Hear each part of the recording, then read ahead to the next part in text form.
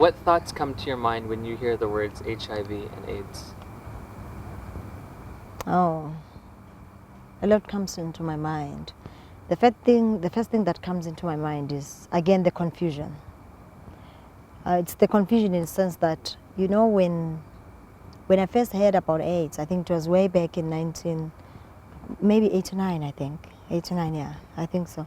In 89, immediately after I completed my school, I completed my schooling in 1992, and I was involved at an organization, an NGO, doing some volunteer work there. And I felt that it was good for me to do something as part of my community developmental work or responsibilities. And the first thing that we informed about AIDS as this creature that was coming to Africa and coming to destroy Africans. And it has been invented by Africans themselves. And all of the people from all over the West were coming into Africa to look at these monsters, were Africans who manufactured AIDS. And it was so unfortunate that AIDS at the time would be, the only disease that could be called by name and surname. And, all of us, it was very scary. At one point when it was marketed, you would see this coffin being driven, you would see these people wearing black gowns, and to us, black gowns is associated with death, evil and all that. And, it was that very scary kind of, movie or kind of a scene. And as such, a lot of people could not think positively about AIDS. The only thing that they would associate AIDS with is death. Immediately you are diagnosed, every person would say, okay, now the person is about to die. Even if you look healthy, everyone would wish, oh my goodness. Now, the only thing that I have to do now is to prepare myself a will for my kids in case I die anytime tomorrow. All that thing. So it came in with all this evil thinking, with all this negative energy. People felt that they would have to die tomorrow. Doctors then decided to talk about it in a much more even worse way. Scientists, being scientists, they are very conservative themselves. Their thinking is not like, broad-minded. They can't think beyond what is there in the box. So each time they look at you as this person that is going to die tomorrow.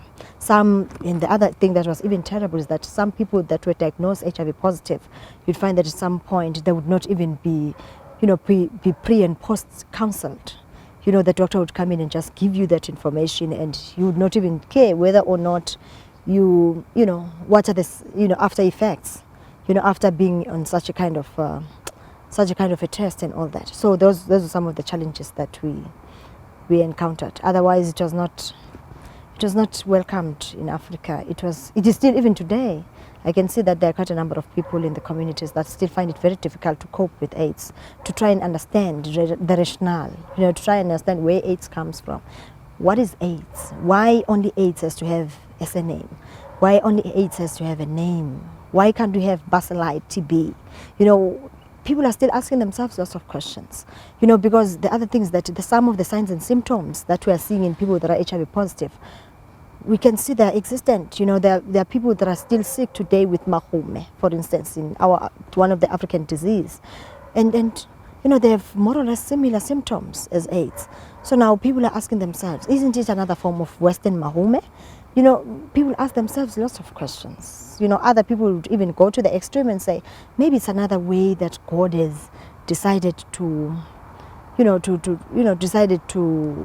punish Africans or to punish people, because people have decided not to disobey God. People take things to their extreme. However, some of us, we believe that maybe in a way or the other, it's, we feel that maybe it's something very close to what we know of, or what a disease that we used to hear about. But then in this time, in this case, it has been brought up very badly, badly profiled. People are scared to talk about it. If you're a family that is HIV positive, that is affected, people stigmatize your family, stigmatize your kids. It's that sin.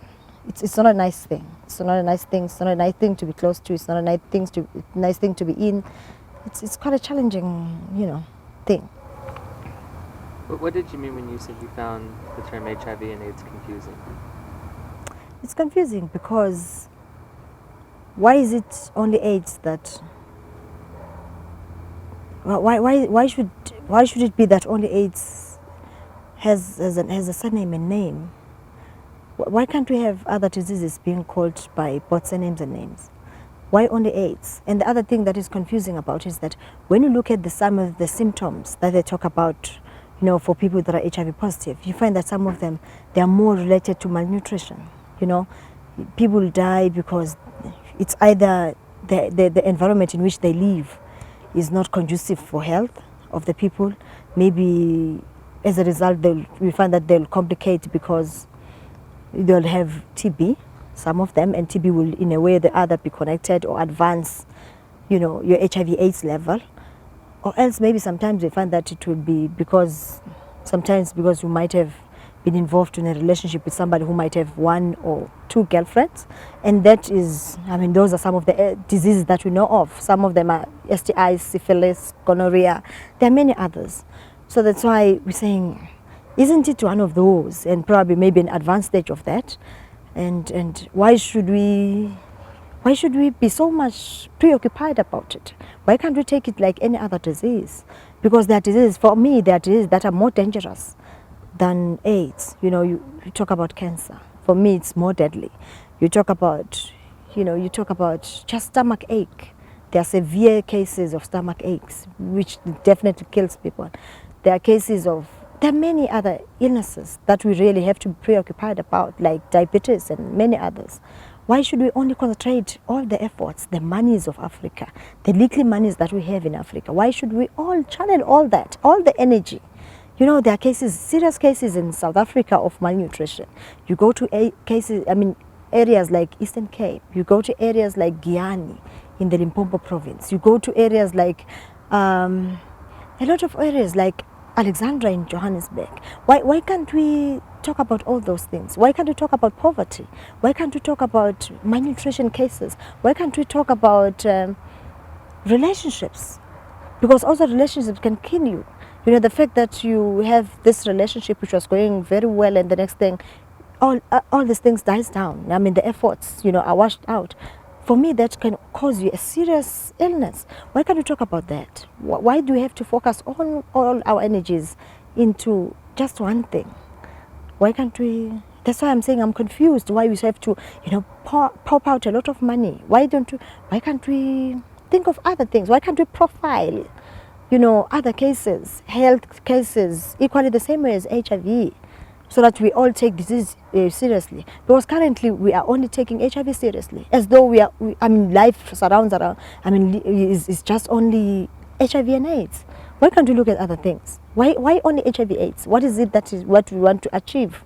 Is HIV/AIDS really the only illness that we have in Africa and the world? I don't think so. The fact that AIDS being a disease, all the energies people have gained a lot of profile out of AIDS, out of the sufferings of other people. People have decided to be champions. People have decided to be champions. These people are patients, but they are professional patients. They get paid well because they are professional in being sick.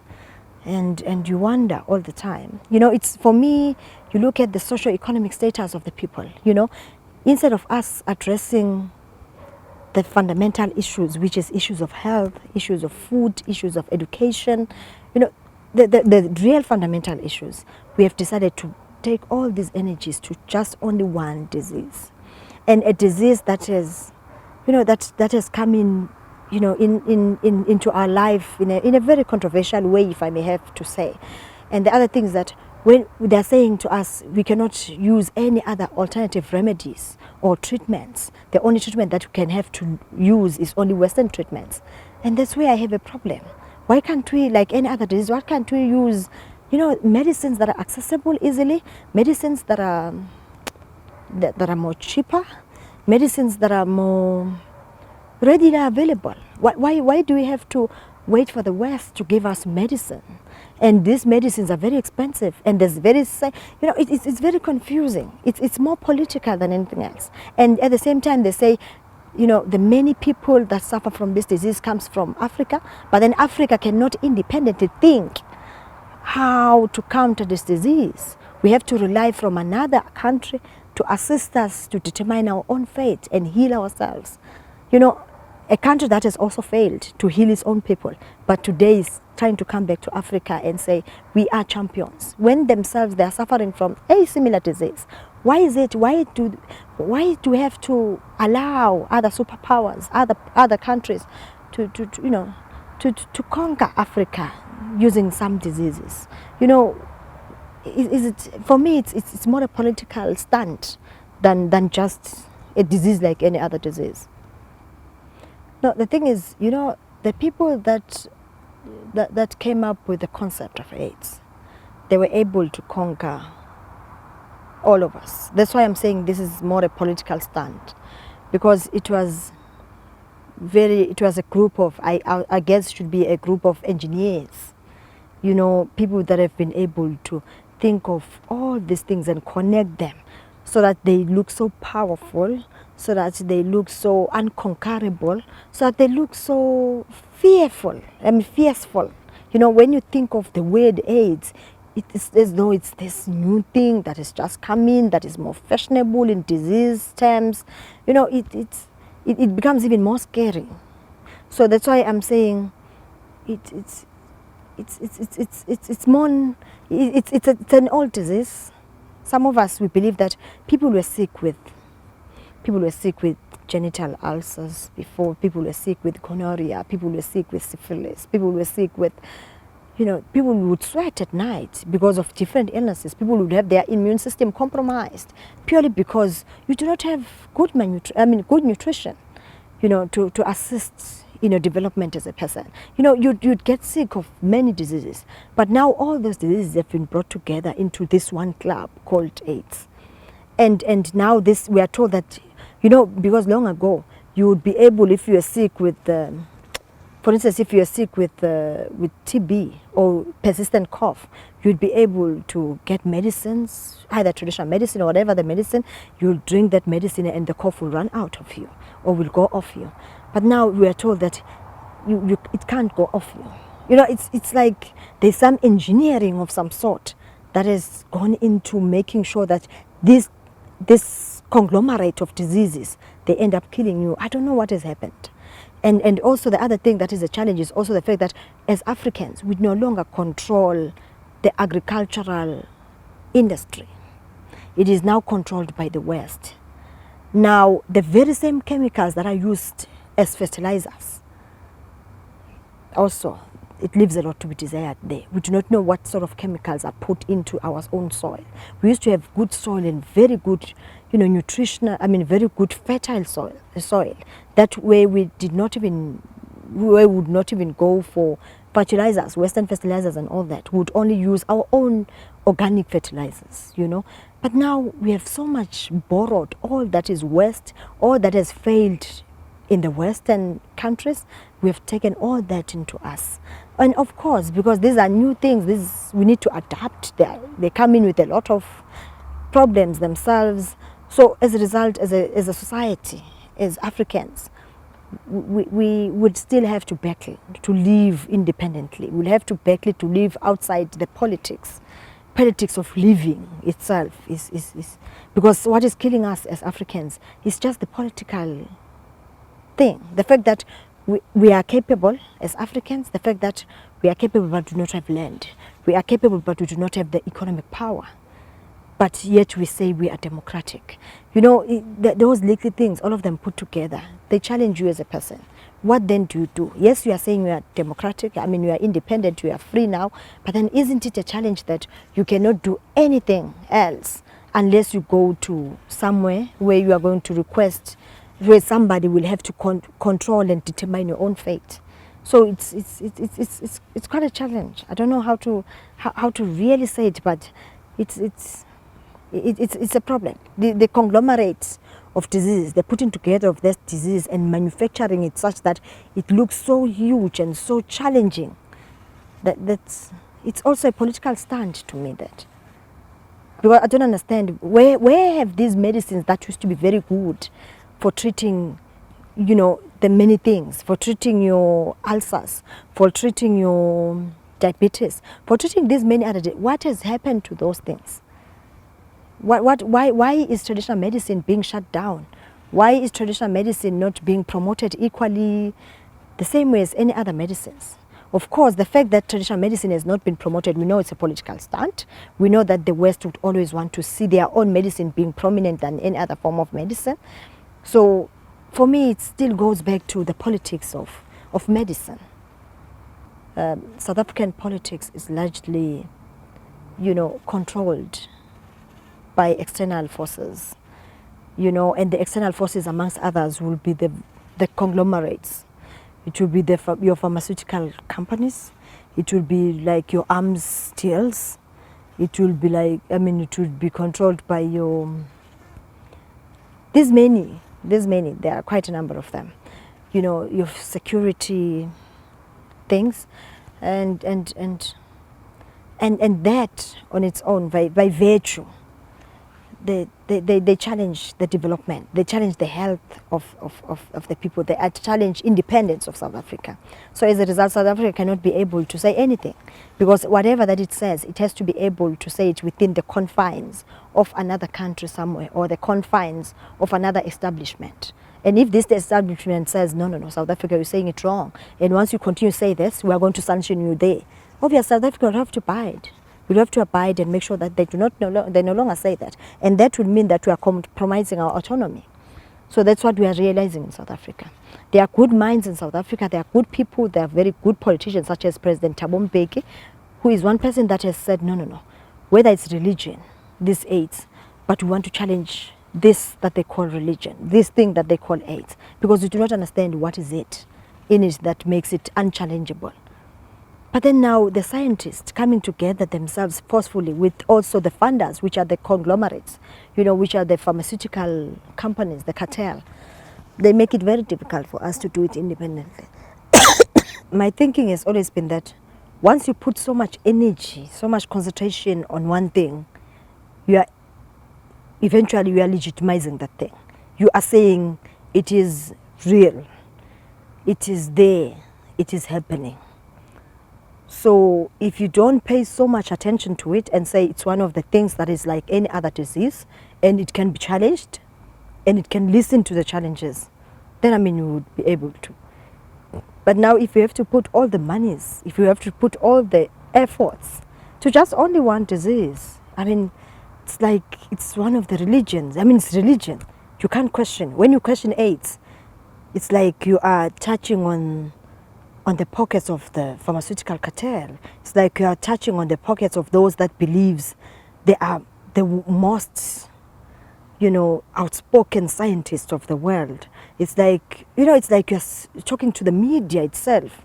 You know, once you criticize, you know, science, once you become critical of AIDS, it's like you are being critical of the media. You are being critical of all these powers that may be.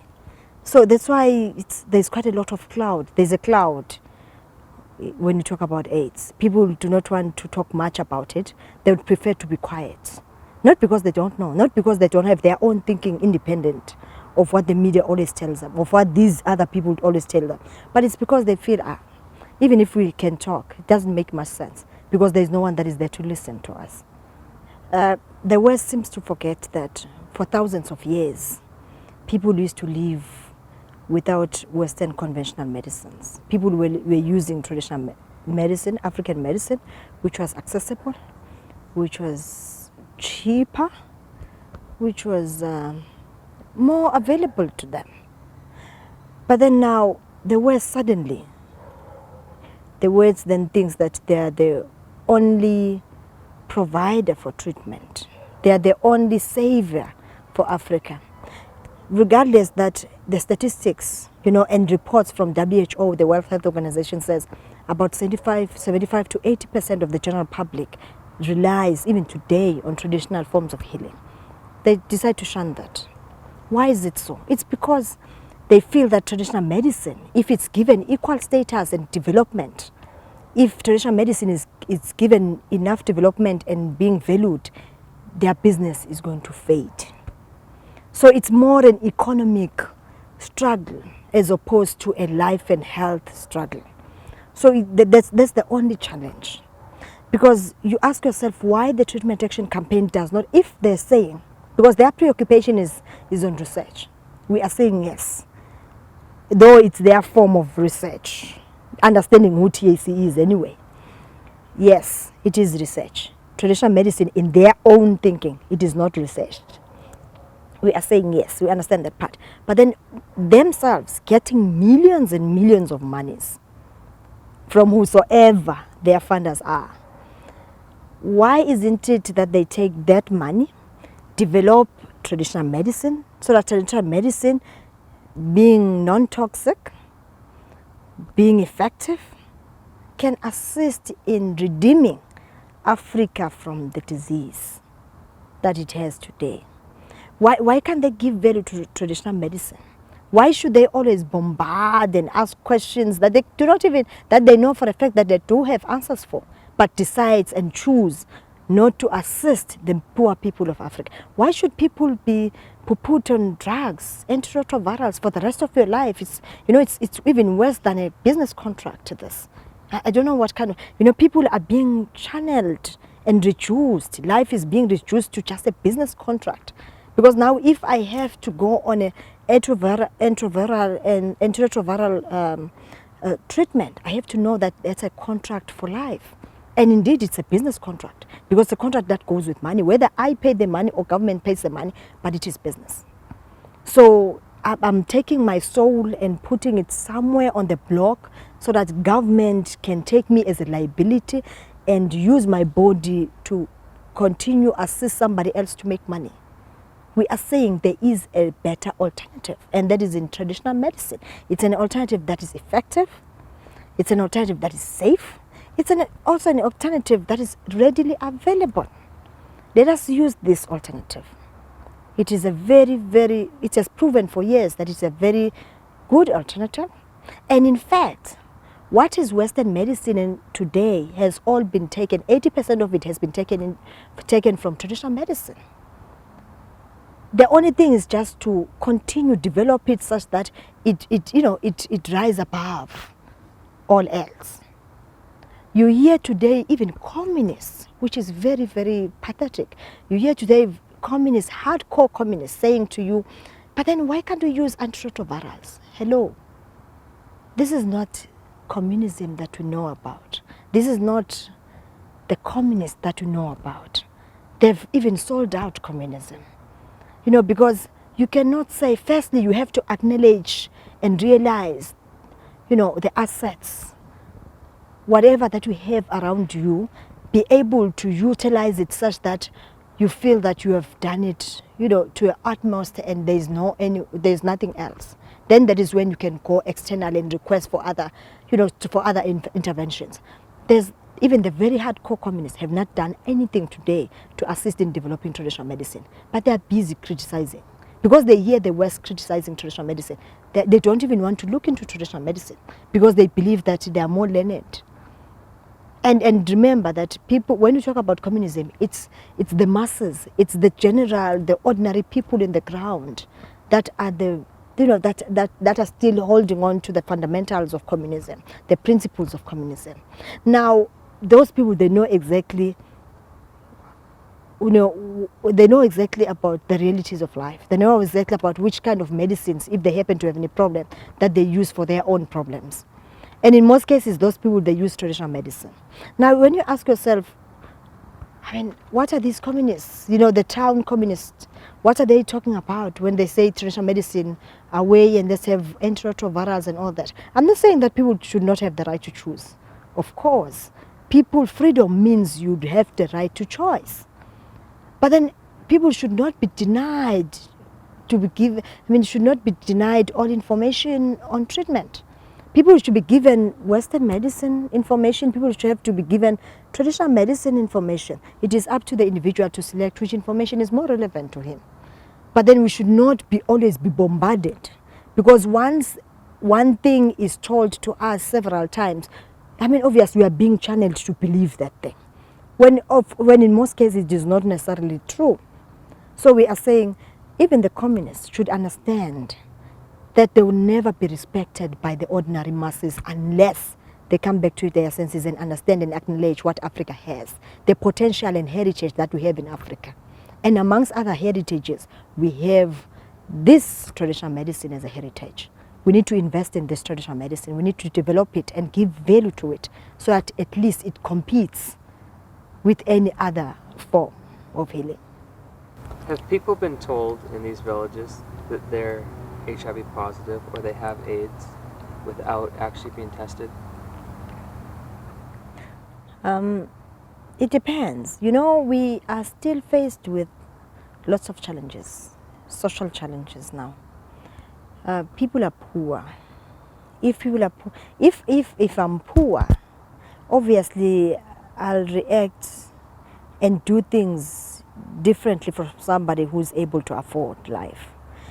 You know, there are quite a number of things that I would not do that is somebody that is normal would be able. My meaning of normal in this case would be somebody who has access to all the resources that you can ever imagine, you know. Now, a nurse, firstly, you should understand and be able to analyze Africa. Africa is challenged by the wars. We have been ravished by the wars in Africa, such that nurses themselves have grown out of patience. Nurses themselves are no longer, you know, your true soldier nurses, your true nurses that would assist you in serious need, in serious times of need. You know, we still are faced with a lot of struggles where nurses themselves are not, you know, qualified enough to understand the politics of African problems, the politics of African people, the fact that they need to understand where we come from, the history of Africans, before they can actually heal you. So that's the other problem that I'm seeing, that you find that sometimes when I come and present symptoms, for instance, such as being slim, not being healthy because I do not have enough food because I'm poor, you know, having so many babies because I do not have access to clinical, you know, facilities, for instance, for family planning, you know, because I have my husband who's promiscuous, you know, and for many other things that I'm presenting a lot of symptoms on me. That soon, you know, a nurse would soon say, hey, you know, even these people that are HIV positive, Manish, they're boring us. These people, they come in every day with lots of kids. I would hear that this person is talking to me. But then you'd choose not to respond to all those things because anyway, there's nothing you can do because a nurse is an authoritative somebody. You wouldn't like to bother that person because obviously you know that you have come to that clinic because you need assistance from that nurse. And immediately you respond in another way, the nurse will choose not to assist you. Regardless that it is a public hospital or a public clinic, but she'll choose not to because she's in authority at the time. So I'm saying that there are cases whereby people are labeled as HIV positive when you have not tested, by even the health officials. You know, there are other cases whereby because of your socio-economic status, people, when they look at you, they say you are HIV positive because you do not, because of the way in which you look. You are too ugly because you cannot afford to make yourself look beautiful and nicer and look younger. And secondly, because of of the fact that you do not have food, you do not have good nutrition, and all this, you are unemployed, and all those, you know, all those things brought together. And at the end of the day, you'll find that even neighbors say, look at her, she's now positive. They don't even know your health status, whether you're positive or negative, they don't even know. But then they just choose to label you because when they look at you, you know, with those eyes that are hunting for somebody who's HIV positive, whom they might have not even seen in reality. But because when they see you and hear from the radio, they then think, this is what the radio talks about. This is what the television talks about. The television has created people to be enemies of neighbors. It just created people to be enemies of themselves. So we no longer love each other. You know, when I see you, instead of me assisting you, I'll just laugh at you and I'll gossip about you. instead of thinking of you as a human being first and foremost, thinking of you as a person that is challenged, and make sure that I lend a hand to you. But instead, I'll laugh about your situation. So that's the kind of situation and lifestyle that we are embodied in today. It's not a nice life. People in Africa are dying because they're poor. People in Africa, they're dying because they're not able to afford simple life. They're not able to, you die because you've got so much stress. Your husband does not work. As a result, there's no source of income, there's no food, there's nothing. Secondly, you die because probably your kids have grown up, and it's so unfortunate that today when you go to school and send your kids to school, there's this economic struggle amongst the children themselves. You know, they'll have to go for matric dances, which you do not know the actual reason for matric dances. You know, they'll have to go for matric dances, they'll have to look nice, they'll have to have boyfriends, they'll have to have cell phones. You know, it's too economical. And as such, the pressures that these children are getting from their own peers, they exert it directly to their parents. Parents who are not able to afford that kind of a lifestyle. Parents who are unemployed, all of them. You know, maybe they have a single parent who is a mother with 4 kids or 7 kids, who's also unemployed. You know, so all that collection of problems, they can cause one person to die. In fact, even long ago, people used to die because of these multiple problems, these multiple, challenges that they had, which were grouped into some sort of a syndrome, a syndromic kind of a disease.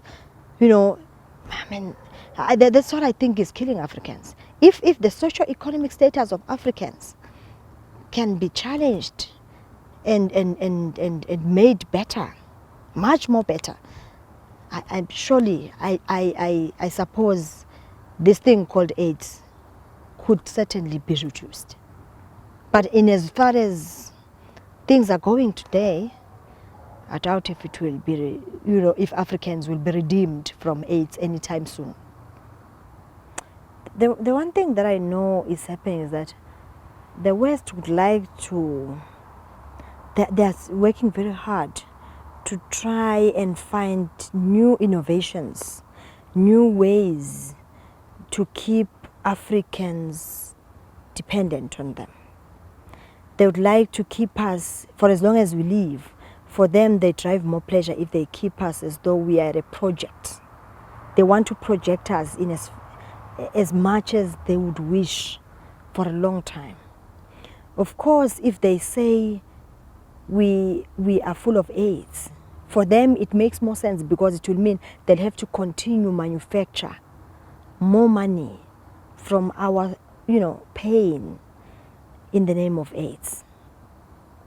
So, because AIDS is a brand name.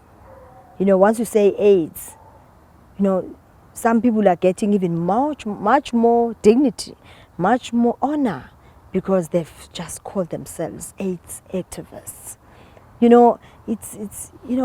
Whereas long ago, when they would say to you, Pephsile is sick with diabetes, I would fight tooth and nail with the support of my family to go off that kind of an illness. But today, people use illnesses for political reasons and economic reasons. So it's no longer, people are no longer genuine. It's more money making. It's more, it has a lot to do with prestige. Who I am. You don't know who I am. I'm so and so who's HIV positive. It's like they derive lots of pleasure from talking about an illness. They don't understand that illnesses, like any other things, should be challenged. They think that you have to stay sick. They don't think that you have to challenge illness and become better off from the illness, and So now the only problem that the US has, the Western world has, is that they want to see Africa being underdeveloped. They want to see Africa being challenged by diseases. They want to see Africa being challenged by poverty. They want to see Africa having all the sorts of very funny, ugly things, so that they can continue to control over Africa. through either a form of donation, where we definitely rely on them for grants, perpetual, requests for grants, so that we do not enjoy our own autonomy. So I think it's a lot of, it's more a political thing, like I said before. I don't think it's more genuine. I think much as, yes, people are sick, of course, that we cannot hide from. But then I feel people are sick from different reasons. They are sick from stresses of poverty. Let us redeem people from poverty. Let us make sure that we don't make people sick such that they have to sleep in hospitals. Sick because they can't be employed. Sick because of many things, because of not good food, because of genetically modified foods. That causes us a lot of sicknesses. Why can't we look into that and see how we can better our lives through making sure that we generate a better quality sort of food, So I think through all those, brought together, let us have Africa that is able to farm. Let us have more land to Africans. Because through land, you can be able to, you can be called wealthy. You are very rich with land, with your cattle, with your all else, like it used to happen. We had diseases, but we didn't so much focus on those diseases even long time ago, because we know that we had all our land, we had the cattle that we had. So, you'd look at my cattle and say, no, it's fine, life is going on. But now the thing is, we do not have all of those things. So we no longer are in control. Instead, we are being controlled gradually. In South Africa, we are one of the very, very blessed countries. We're one of the very blessed country in the world. We have a Minister of Health who's Dr. Manto Tshabalala Msimang, a minister that is able to see beyond, what is presented to her. A minister that is able to say, yes, I understand there is AIDS, but I still feel that other alternative treatments still can play a major role in the fight against any forms of disease. So for me, that is very powerful. The only thing that she needs a lot of support. And of course, and understand that, the West and its own brothers and stooges in Africa, they do not like that, because they want to make sure that Africa is colonized. And that is why today she's so much under pressure, because they want to see her out of ministry. They want to make sure that they block all the policies, the good policies, national policies that are there and formulated to counter all other negative actions from the West. Like, for instance, actions whereby traditional medicine, continues to be undermined. Manto Tshabalala Msimang has put together an act, together with cabinet, an act which is called the Traditional Health Practitioners Act, which is aimed at challenging and ensuring that it regulates the practice of traditional health practitioners in South Africa. And for me, that is very powerful, because for a long time we've been wanting to see a minister that is going to champion that part of a struggle. Now, because she has done that, the Western world, which is the pharma cartel, then said, oh, if now traditional healers are going to give an equal status as us, indeed, we are going to vanish from the market. So now it's more an economic struggle that is being waged now. And it's so unfortunate that even South African government, particularly led by the ANC, is compromised and is hooked into that kind of a quagmire, of words and of politics. Because we find that sometimes there's even infights within the seniorest political officials, political officers of the ANC, which are supposed to be assisting and leading and supporting each other. But instead they are just, they are embarked in some kind of a war of words. So but then of course the system, which is the pharmaceutical cartel, is very happy when they see our own comrades being involved in such a kind of a war, because that is what they think is that they've achieved at least, because they want to see Africa being divided. And it's so unfortunate, because it's compromising on the quality of African traditional medicine and African life. So there are some of the challenges that we are faced with today. There is this thing that is called the Presidential PEPFAR. Emergency Program, called PEPFAR. It has been funded to Medunsa University in KwaZulu-Natal, which is led by Professor Qaleni. It is a joke. It is a joke because, one, when President George Bush initiated that project, it's a joke how President Bush himself is using that project to undermine further Africans. He is saying he wants to teach Africans on how to have sex. It's a joke. Two, he is saying he wants to assist Africans to, to reduce HIV/AIDS cases through certain lifestyles that he's introducing. Okay, his own way, his own manufacturing of lifestyles, which is borrowed, all of that is borrowed from the West and coming to Africa, immediately coming to Africa. The third one is that he's saying he wants to make sure that there's prevention. He wants to make sure that there's treatment. He does not speak so much of prevention. He wants to make sure that there's a lot of treatment programs that are put into Africa. You look at those treatment programs in his own terms, it is all Western medicine. He is even going to an extent whereby he's training traditional health practitioners in KwaZulu-Natal through the Pephsile program led by Professor Qaleni to train traditional healers to be volunteers in their programs. What it means that traditional healers should stop being professional health practitioners and instead be given a reduced status where they become volunteers of a Pephsile program by Bush. That on its own tells you it's a politics. Hello, it is political.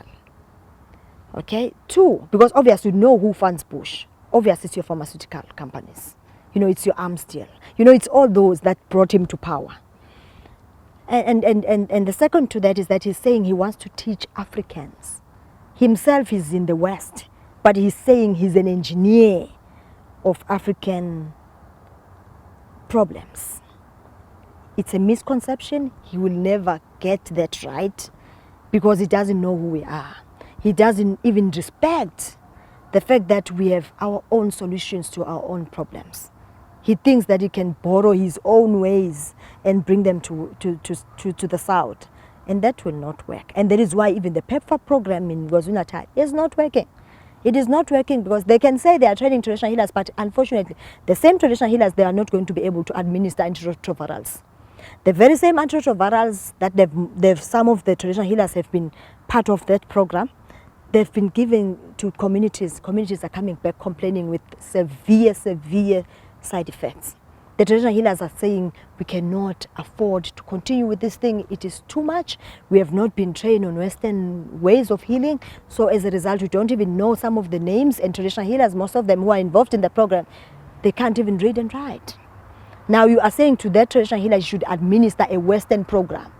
At the same time, you are saying traditional healers are uneducated, they are this, you label them, but then you want them to assist you to accomplish an a Western program. It's very crazy. So it's all it's the power thing. They want to make sure that they remain powerful. They want to make sure that they tremble.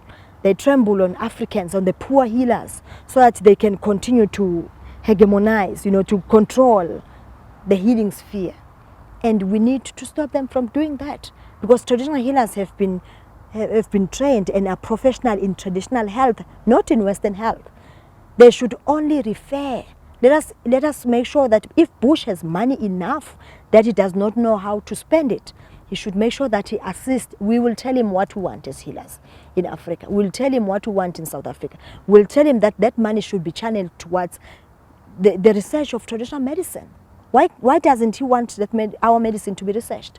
And we want to put in place systems. In South Africa, we've got a traditional medicine directorate, which is connected to the National Reference Center on Traditional Medicine. That center, its core function is to make sure that it assists in the research of traditional medicine, so that traditional medicine is given value in its own country of origin. Why can't Bush fund that program?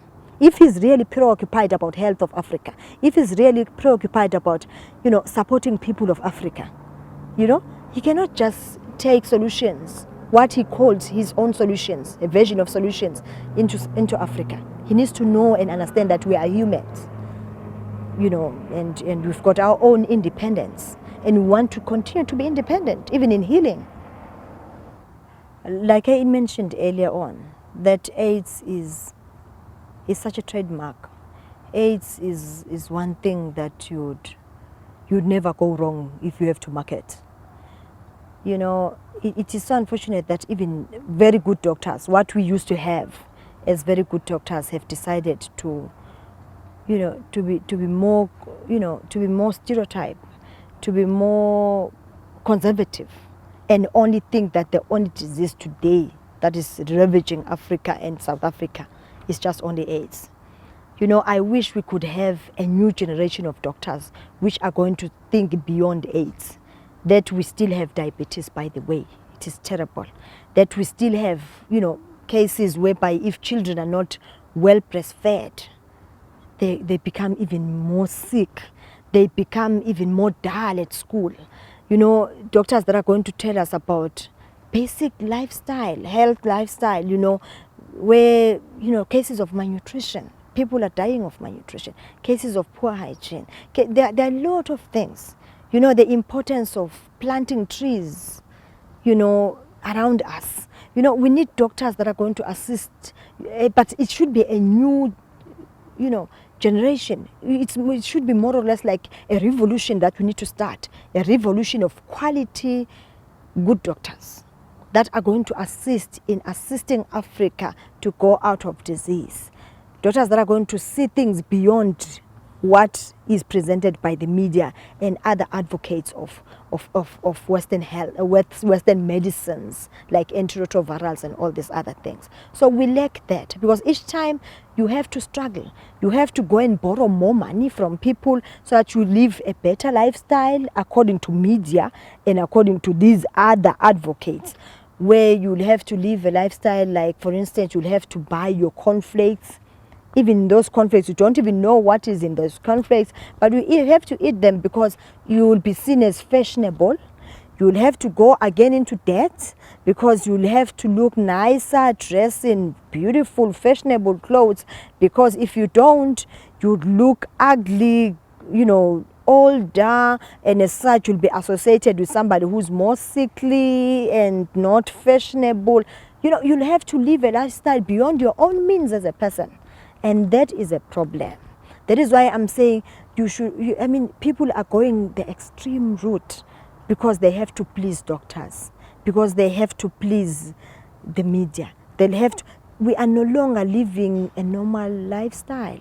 We now have to live a life that is more borrowed from other cultures, because we'll have to make that other culture to be more happy and comfortable about us. We no longer ourselves. So I wish we could go back and become the real us. How do you feel about AIDS medication? Antiretroviral therapy?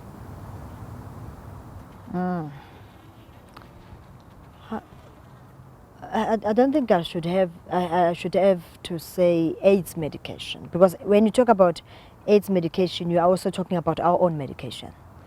Because I believe that traditional medicine can also be administered for AIDS-related cases. But when I have to speak specifically about antiretrovirals, I think antiretrovirals they're terrible. The current regime, the current kind of antiretrovirals that are administered to people that are HIV positive are bad. I'm saying this because I've seen a lot of some of the patients who came to us complaining that before they took this medication, they never had pimples, but immediately after they were on this medication, they developed pimples on the skin. Second to that is that some of them, they'd say to you that, immediately after I took antiretrovirals, it's either I had to use my crutches, or some of them have to be on wheelchair because they could not, the joints were too painful, they could not walk anymore. And then some of them, they'll tell you that, because I was on this medication, I'm starting to vomit, continuously vomit. So I can't take any food anymore because medicine is treating me very badly. They're complaining of a lot of things. Some of these people are complaining of kidney failures. Some of these people are complaining of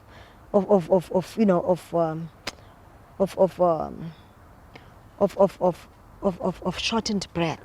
It's a lot of things that these people are complaining about, and that makes me not to approve of antiretrovirals. Unless somebody convinces me and says, this is a better regimen, this is a better kind of antiretrovirals that we have manufactured. I don't know who they are going to test it on. Because the other thing with antiretrovirals is that when you look into their own box, their original box, it does not say it is recommendable for AIDS. It said people can use it at their own risk. So obviously that tells me that even the people that manufactured it, they were not sure if they could be administered for people that are HIV positive. So it's still a mystery, but it's a mystery that cannot be openly discussed, because people have treated this kind of thing, this AIDS thing, as though it's a Bible, as though it's religion. That is why there's a lot of controversy. We are seated back in our homes, we interrogate about these things, but then we feel that we cannot be part of a public debate about it, because we feel it's useless for us to debate and discuss it. Because after all, people become very emotional when they discuss these things of AIDS, because they are very professional in it. They are very professional in marketing it, such that they become very emotional and start labeling. They become very personal, instead of them looking at the real issues around this AIDS thing. They become to attack you, the individual. So that's why people have decided, no, I can't be arguing with these people, because these are just promoters. That's where the problem is. We do not have the right forum, and we have not even created ourselves that forum, because I don't think anybody can stop us from discussing about these things openly. It's a matter of us taking up the lead and saying, we are tired of you marketers, we want to take this lead, and we cannot be ruled by you anymore. So we need to soldier on. We need to stand firm. The same way we stood firm against apartheid. We need to stand firm and say, no, we are tired now. We feel it's enough, and we now want to do things. But I like what South Africans are doing. South Africans are saying, we cannot be told by just individuals about our own, history of health. We rather take things on our hands. Even if government can say things on radio, even if people can use television, even people can owl every morning and day, but we will choose whether to go to the hospitals or not to go there. And people, in most cases, they are coming to traditional health practitioners. And we are saying to them, welcome, welcome, welcome. Let us see what we can do for you. And when we administer to them alternative treatments, we see them improve. And the next thing, they go for testing. The doctor, when he checks his CD4 count, he says, oh, your CD4 count is so much, it has been reduced. I mean, your viral load has been reduced, your CD4 count has increased. Then the doctor would assume it's antiretrovirals, whereas people are taking traditional medicine. And to us, that's good. And the patient comes back to us and say, look, I've been given this certificate, and it tells me that my copies, my CD4 count has so much increased, and my viral load is reduced now, because immediately after I started using traditional medicine. For us, it's good, because we want to see people healthy. We're not after profits. We're after the realities, which is health of the people. Does any of the money for AIDS medication that come into this country go towards traditional healing? No, not at all. I mean, that's not the aim of the funders. The funders would not even like that to happen. The funders would like to see a lot of people in South Africa using conventional drugs, so that at least they are because they want to be guaranteed that they continue to generate more money. Then the more they generate more money, the more they'll continue to fund, because they know that every day you'll be sick from this, you'll be sick to that. I mean, it's like it's a sickness after the other. So the more you are sick, the more they'll be able to generate more money. So at least, they won't do anything to develop traditional medicine. If they feel that I'm lying, it's fine. I'm saying yes, I'm using these statements purposely because I want to challenge them, because that's how I think about it. If they think I'm wrong, it's fine. Let them challenge us by investing in traditional medicine. The one thing that, I mean, the one thing that one is realizing is that obviously I'm worried in the manner in which some of these messages are put together by the promoters of the Western medicines. I'm very, very worried. I'm worried because they are giving the impression that it's it and all. It's only drugs, and if you don't take drugs tomorrow, you are going to wake up dead the following morning. We don't want to scare people up and force people and force people to use treatments and medicines that they do not necessarily wish to use. I feel I would be more happy with a situation whereby, particularly the treatment action campaign, being patients, I would be more happy with them, if they understand first that a person has his or her own right to choice. Secondly, people have a right to correct information without being persuaded by any group. So if they could understand some of these rights, I can certainly appreciate. Because I feel that people go into antiretrovirals, not necessarily that I feel, but I've also observed that people go into antiretrovirals because there is this PR stunt that is around the antiretrovirals. And it's not supposed to work like that. It's about people's life. People have a right to choice. It's about freedom. When we waged freedom against apartheid, we did not wage it because, we wanted other people to dominate over others. No, we were waging because all of us, as equal partners, were supposed to be respected as that, whether rich or poor. So I'm worried that, with the treatment, the drugs particularly, people are given drugs not because they are told correctly what are the aftermaths of those drugs. I'll be more comfortable in a situation where people are told the exact truth about what happens thereof. If we could look into that, I can certainly appreciate. What is your opinion on the debate over HIV causing AIDS? My opinion is that there's more to talk about. There's more for those people that are experts. I'll call them experts because, of course, they've sat down to look into why they need to say we are HIV positive instead of giving this an ordinary name like diabetes. Why they decided to make that collection of disease in a form of a syndrome, I do not understand. Why they were not satisfied that a person would be sick with TB, the other one would be sick with that. Why do they want to bring all these diseases together? So I think there's more that these people need to explain. I'll be more happy if the West could be more flexible and stop being conservative and understand that people, unlike previously, people have minds, they are able to think. People wants to continue to be independent. If they can just know and acknowledge that, I'm fine. Because if they know that, then they would open up forums where we'll discuss openly about these things. There are quite a lot of problems. There are quite a lot of challenges that we feel we need to sit down and engage on. But unfortunately, the circumstances are such that we cannot freely engage.